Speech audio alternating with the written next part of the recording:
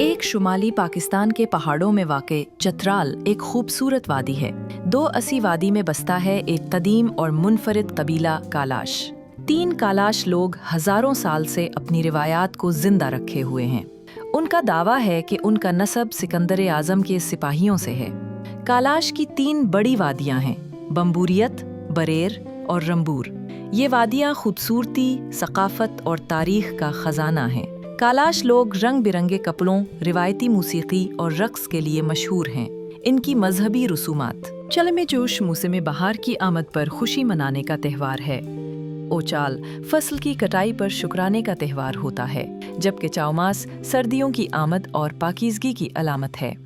ख़वातीन कालाश सकाफत में अहम किरदार अदा करती हैं और उनका लिबास बहुत दीदा ज़ेब होता है।